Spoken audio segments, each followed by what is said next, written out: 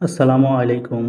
আপনি এখন থেকে যে কোনো সিমের কল লিস্ট বের করতে পারবেন আপনার হাতে থাকা স্মার্টফোনটি দিয়ে। অনেক সময় অনেকের জানতে ইচ্ছা করে তার প্রিয়জন কার সাথে কথা বলে, কয় মিনিট কথা বলে, সেই প্রসেসটি এই ভিডিওর মাধ্যমে জানতে পারবেন। চলুন কথা না বাড়িয়ে ভিডিওটি শুরু করা যাক।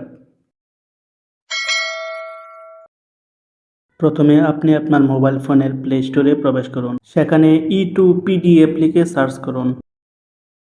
E2PDF SMS call backup restore এই অ্যাপসটি ইনস্টল করে নেবেন। আমি সময়ের সুবিধার্থে আগেই ইনস্টল করে নিয়েছি।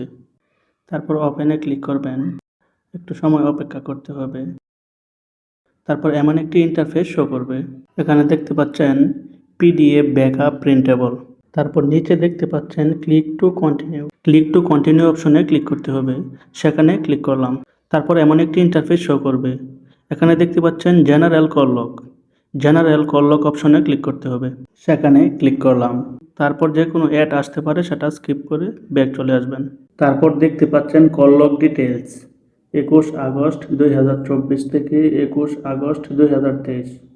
অর্থাৎ আপনি যেদিন বের করবেন সেদিন থেকে 1 বছর পর্যন্ত কল লিস্ট বের করতে পারবেন।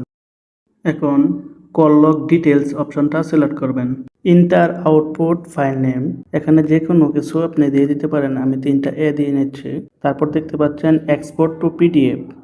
এক্সপোর্ট টু পিডিএফ অপশনে ক্লিক করতে হবে। সেখানে ক্লিক করলাম। তারপর কিছুক্ষণ সময় অপেক্ষা করতে হবে।